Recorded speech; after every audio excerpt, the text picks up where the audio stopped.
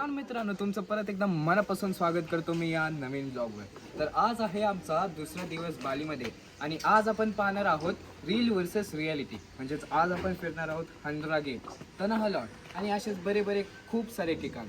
तर चला आता आपण जाऊया हे सर्व ठिकाण एक्सप्लोर करायला।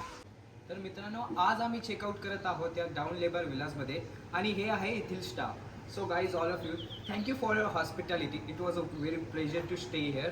And in future, if I will visit Bali again, I will obviously stay in this hotel. And thank you for all of the things. The nature is truly awesome over here. The hotel and the rooms are all awesome. And who was the chef over here?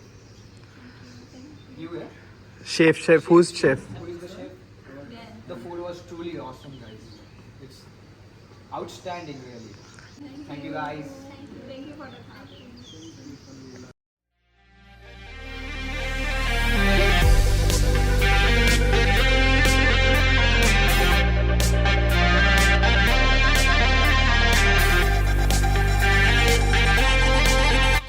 तर मित्रांनो, Handara gate हे बालीमधील बेडुगुल प्रोव्हिन्समध्ये स्थित आहे। उबुडपासून हे ठिकाण जवळपास 50 kilometre लांब आहे। तसेच कुटापासून हे ठिकाण जवळपास 60 किलोमीटर लांब आहे। तर आज आपण जे सर्व ठिकाण पाहणार आहोत ते सर्व फिरण्यासाठी तुम्ही एक दिवसासाठी प्रायव्हेट टॅक्सी बुक करू शकतात, ज्याचे चार्जेस 8 ते 10 लाख इंडोनेशियन रुपया आहे। हंडारा गेट येथे आयकॉनिक फोटो काढण्यासाठी तुम्हाला तिकीट घ्यावे लागते आणि त्याचे चार्जेस प्रत्येकी 50,000 इंडोनेशियन रुपया आहे।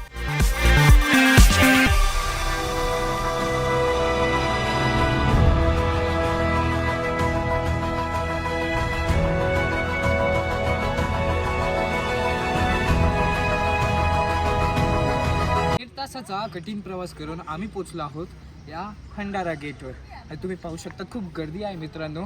आपण इंस्टाग्रामवर पाहतो की इथे मस्त फोटो काढतात, पण त्याच्या मागची रिॲलिटी काय आहे मित्रांनो, की आपल्याला लाईनमध्ये एक तास थांबावा लागतो। तर आत्ता काय 51 नंबर चालू आहे आणि आमचा नंबर आहे 63 आणि प्रत्येक फॅमिली जवळपास 10 ते 5 मिनटं घेते इथे फोटो काढण्यासाठी।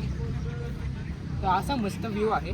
ॲक्च्युली हा जो हंडारा गेट आहे तो एक मॉन्युमेंट नसून इथे जो आर्ट रिसॉर्ट आहे हंडारा नावाचा, त्याचा तो गेट आहे। पण इथे लोकल्सने स्पॉट केलं की आपले जे टुरिस्ट आहेत ते इथे फोटो काढत आहेत, म्हणून त्यांनी ते फोटो काढण्यासाठी चार्जेस घेतले आहेत।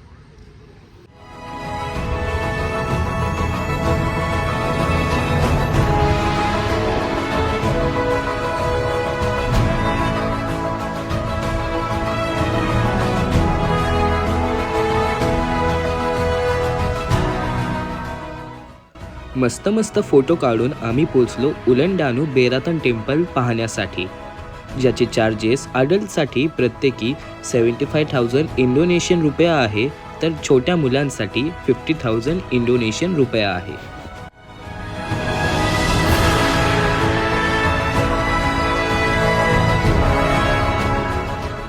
हे मंदिर इसवी सन 1633 मध्ये बांधले गेले होते।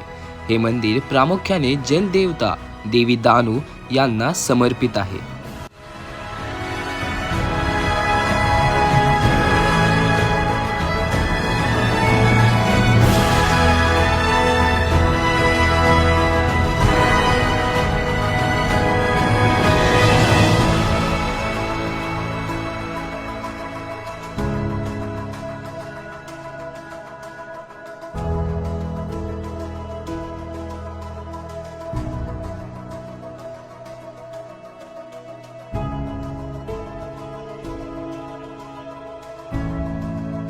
तर मित्रांनो, आता आम्ही पोहोचलो आहोत उलंडानू टेम्पल येथे आणि तुम्ही जी स्मारक पाहता ते आहे उलंडानू टेम्पल। बालीमधील शेती आणि दैनंदिन जीवनासाठी पाणी अत्यंत आवश्यक मानले जाते, त्यामुळे येथील स्थानिकांसाठी हे मंदिर खूप पवित्र आणि महत्त्वाचे आहे।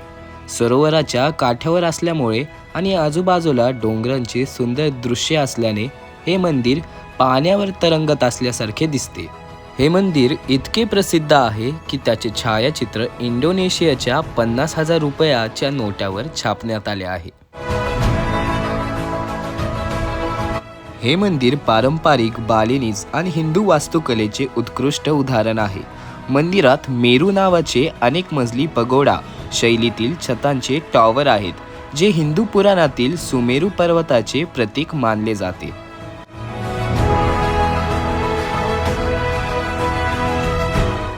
फोटोसाठी खूप चांगला स्पॉट असल्यामुळे येथे आपल्याला लोकांची प्रचंड गर्दी पाहायला मिळते.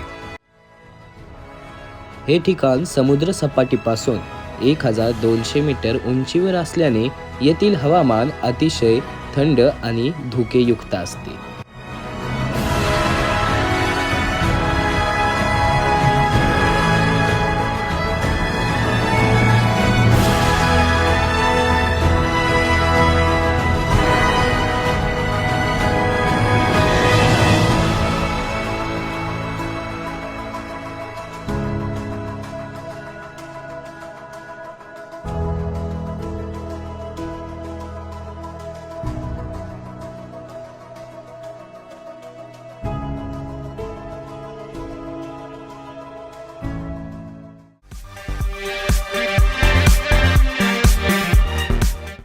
तनाह लॉट हे इंडोनेशियातील बाली बेटावर समुद्राच्या मधोमध वसलेले एक अतिशय प्रसिद्ध आणि प्राचीन हिंदू मंदिर आहे.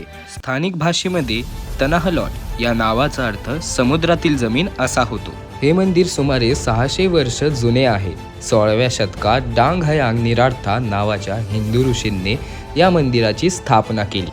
हे मंदिर मुख्य भूमीपासून वेगळे असून समुद्राच्या लाटांच्या माऱ्याने तयार झालेल्या एका भव्य खडकावर वसलेले आहे. भरतीच्या वेळी हे मंदिर पूर्णपणे पाण्याने वेढले जाते आणि लाटा मंदिराच्या पायऱ्यांवर आढळतात, तर आहुतीच्या वेळी चालत मंदिराजवळ जाता येते. मंदिराचा संपूर्ण परिसर अतिशय सुंदर आणि स्वच्छ आहे. तर मित्रांनो, आता आपण आलो आहोत तनाह लॉट टेम्पल येथे. तुम्ही पाहू शकता तिथं दुसरा टेम्पल आहे. तनाह लॉट तिकडे आहे. तर इथे समुद्र आहे, बीच आहे थोडा. नंतर तुम्ही पाहू शकतात लाटा खूप सुंदर आहेत आणि सनसेट बघा तुम्ही मित्रांनो किती मस्त दिसतो इथे. तर मित्रांनो, हा जो तनाह लॉट टेम्पल आहे तो समुद्र देवताला समर्पित आहे. तर चला आता आपण पाहूया तो तनाह लॉट टेम्पल आणि तसाच आपण सनसेट एन्जॉय करूया. आणि आजचा स्टे आपला आहे कुटामध्ये.